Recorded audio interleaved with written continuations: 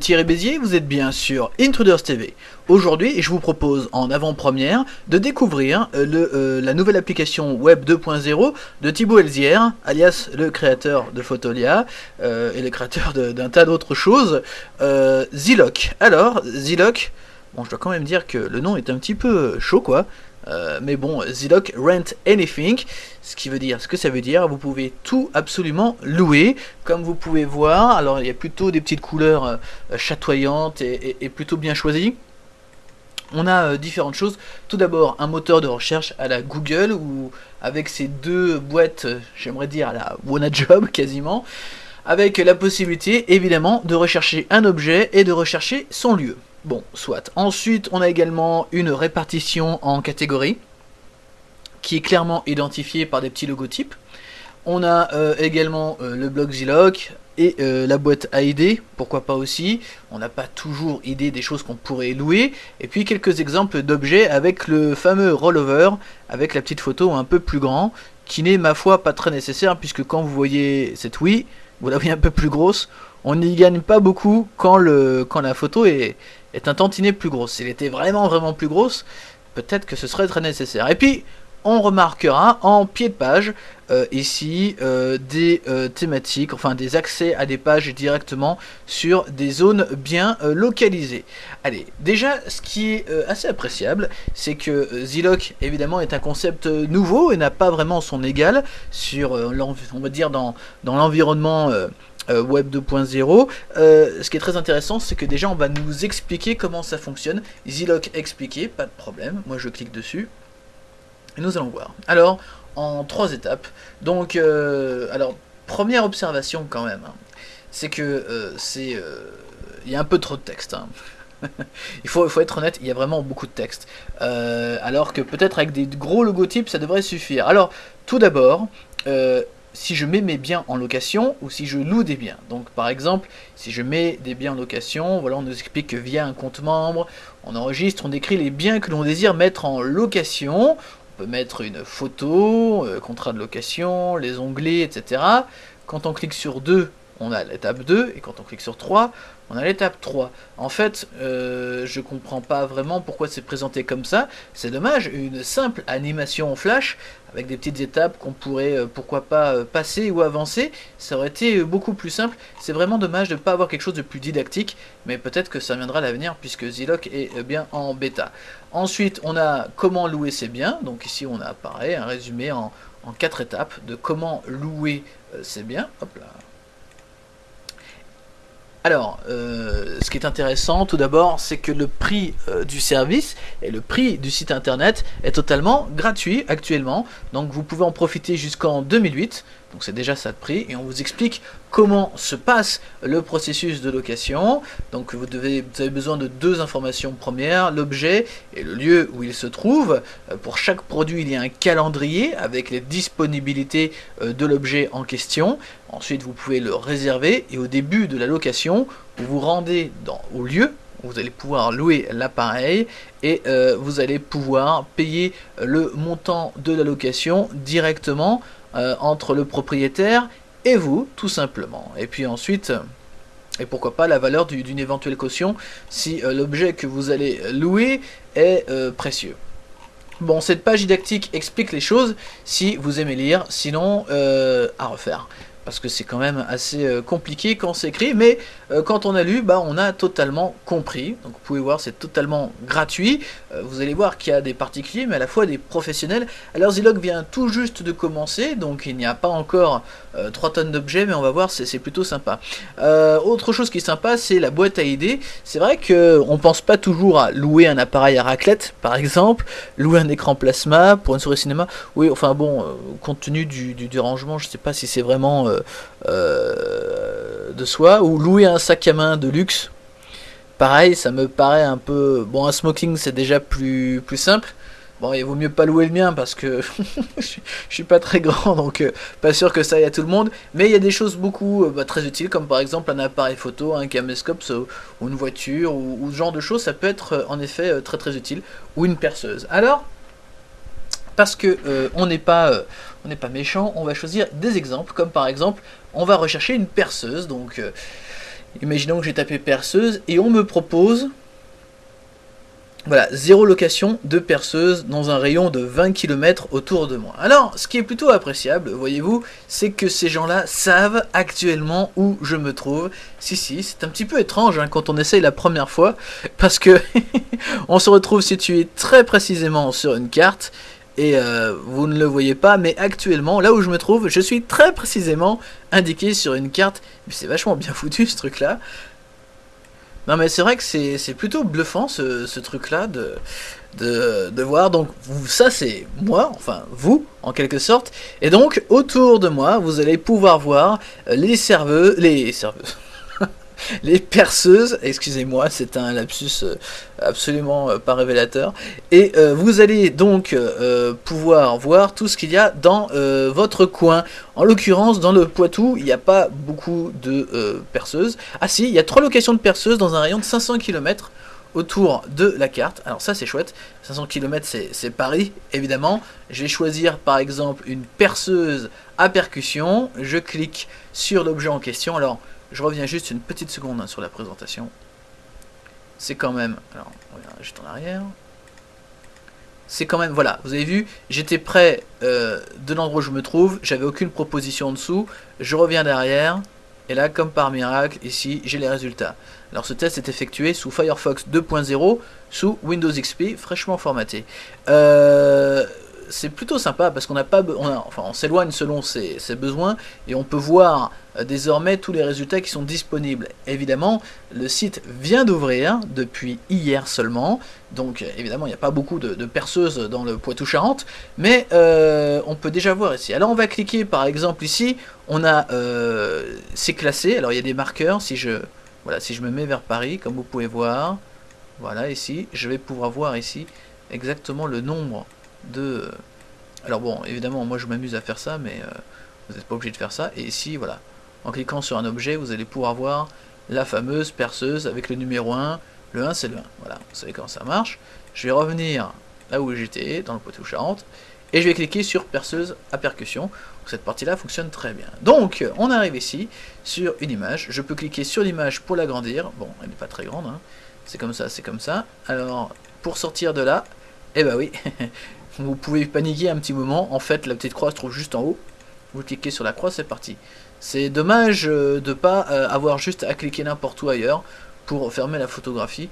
Peut-être que bon, voilà, on n'a pas besoin de voir cette perceuse en plus grand plan. Ici, j'ai donc un plan avec l'emplacement de l'objet. Il est bien là. Je vais pouvoir donc me rapprocher pour voir exactement où il se trouve. Il se trouve au pont de l'Alma. Voilà, quelqu'un a dû l'oublier là.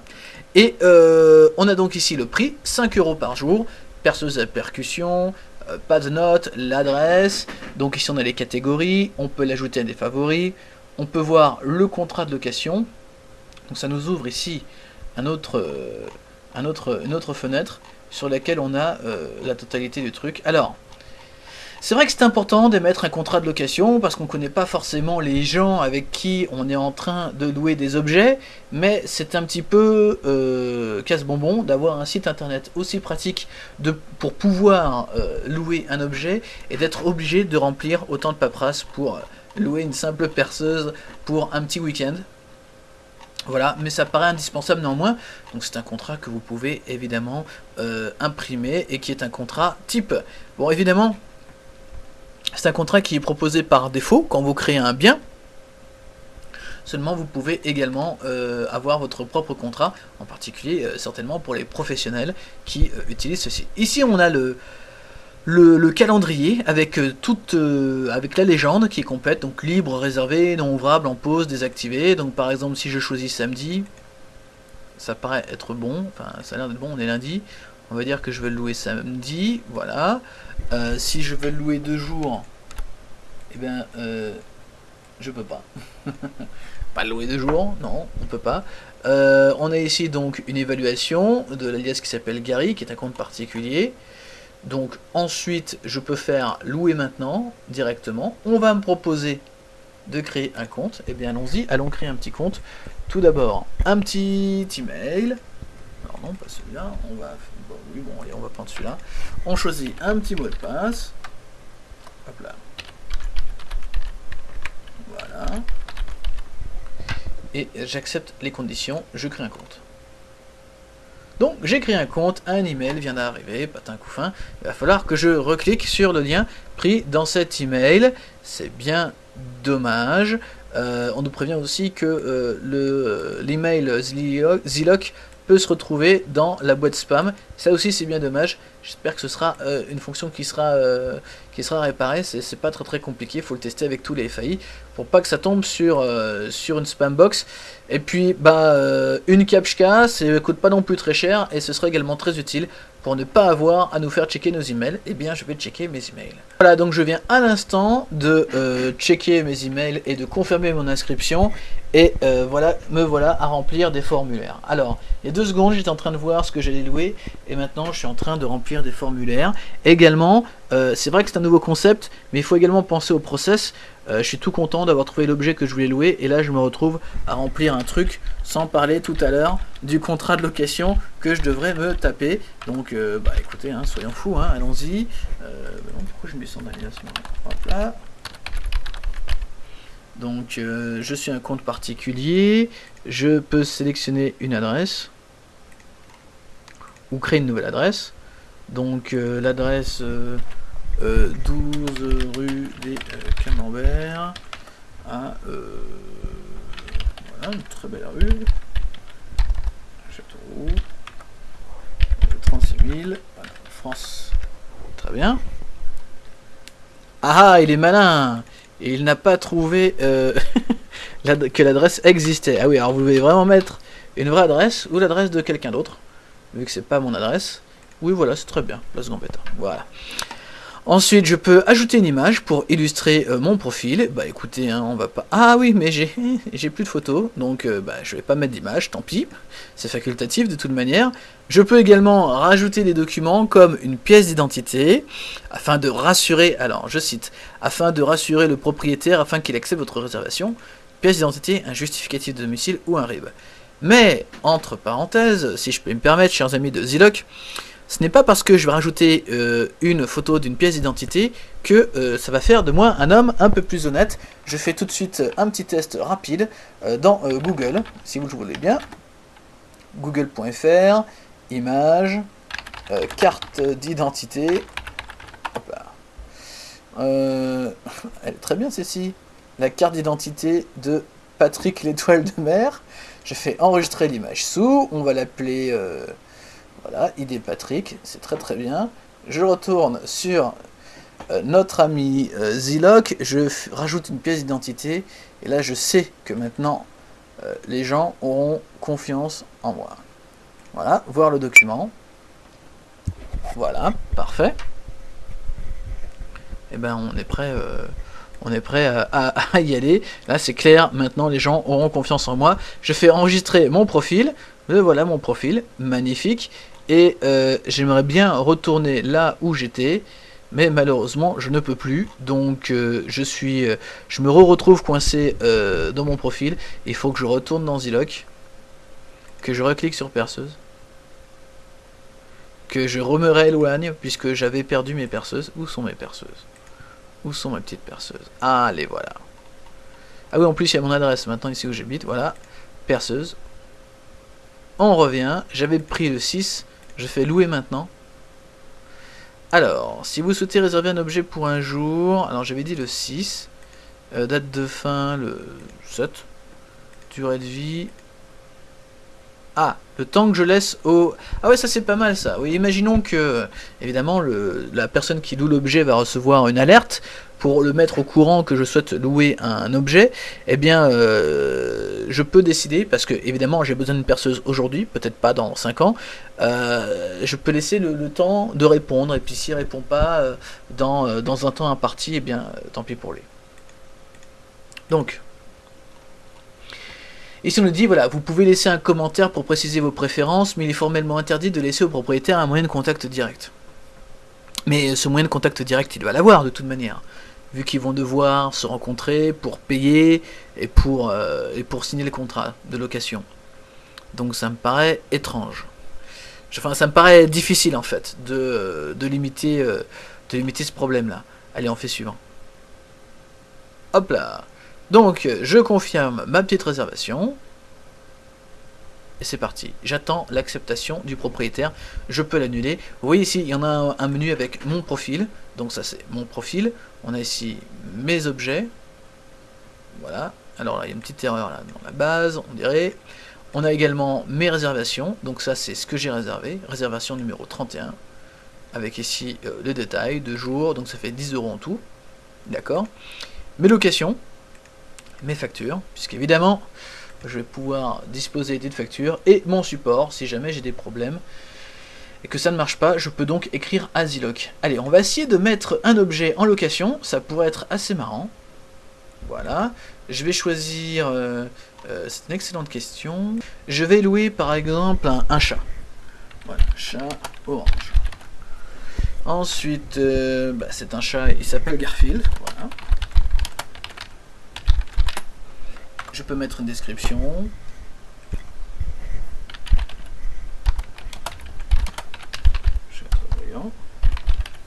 Comme vous pouvez voir, il y a ici un système de WYSIWYG qui va vous permettre de pouvoir modifier et mettre en forme un petit peu. Ici, je vais pouvoir choisir des catégories. Bon, il n'y a pas vraiment ce que je cherche. On les fêtes et événements, sonorisation et ambiance, pas DJ par exemple. Je peux choisir une adresse existante ou créer une adresse, et je veux évidemment rajouter une petite image. J'en ai vu une petite sympa, il me semble que c'est celle-ci. On fait télécharger les images. Bon, évidemment, ne faites pas ce que je suis en train de faire. Évidemment, vous ne pouvez pas louer d'êtres vivants, c'est interdit par la loi, sauf peut-être les animaux, ce sera vérifié. Quelles sont les conditions de tarif? 100 € par jour, durée minimum 30 jours, et durée maximum 90 jours par exemple. Bon, ouais, c'est trop cher, 100 €. 10 € par jour, attends, pour Garfield, c'est cool. N'importe quel jour ça va. Méthode de paiement, je prends les chèques, les cartes de crédit et le PayPal. Voilà. Exiger une caution? Non, pas de caution. Quelles conditions? Donc il y a un contrat classique, où je peux également ajouter un nouveau contrat. C'est tout simple, je donne un contrat, et ici je vais pouvoir le uploader comme un document doc ou un PDF. Attention néanmoins à l'exécution de codes malicieux à travers le téléchargement de fichiers de type doc ou PDF. C'est rare, mais c'est néanmoins un risque. Il faut quand même faire attention. C'est pour ça que je suis voilà. Enregistré et publié. C'est parti. Mon objet qui s'appelle chat orange est en ligne. Alors ça c'est chouette, et je vous propose tout de suite d'aller chercher si on le trouve. Alors je fais rechercher. Je fais chat orange. Et là, formidable, j'ai un chat qui est juste là. Cool, hein? Ça marche. Et alors oui, c'est vrai que moi je suis là, je vais me mettre ailleurs. Vous voyez, je peux me déplacer en... Tiens, c'est très joli par là. Enfin, j'en sais rien. Et comme vous pouvez voir, l'objet, lui... Voilà, l'objet, il est là. Hein? Voilà. Et il est complètement bien intégré sur la carte. Donc ça, c'est vraiment très chouette. Et il est bien sur la place Gambetta. Donc c'est vraiment pas mal. Il est loué par mois, 10 € par jour. Ça s'appelle un chat orange. Bon, voilà. Donc ça fonctionne plutôt bien. C'est très malin. La techno est plutôt pas mal. Il y a encore quelques petits problèmes. Comme par exemple ici, le fait de ne pas pouvoir... Alors, vraisemblablement c'est libre. Et pas désactivé. On a du mal en fait, hein. On devrait pouvoir réserver ici directement, même quand on n'a pas de compte, ou en tout cas quand on crée un compte, on devrait être capable de revenir sur la dernière sélection. Ça paraît important. Je pense également, même si ça se veut très très pratique, c'est-à-dire mettre en location tout de suite quelque chose, vous pouvez être sûr chez Zilog que quand j'aurai terminé ce test, il y a plein de gens qui vont aller vendre leur mère ou leur copine, enfin louer, pardon. Donc est-ce qu'une modération a posteriori est vraiment la meilleure des solutions?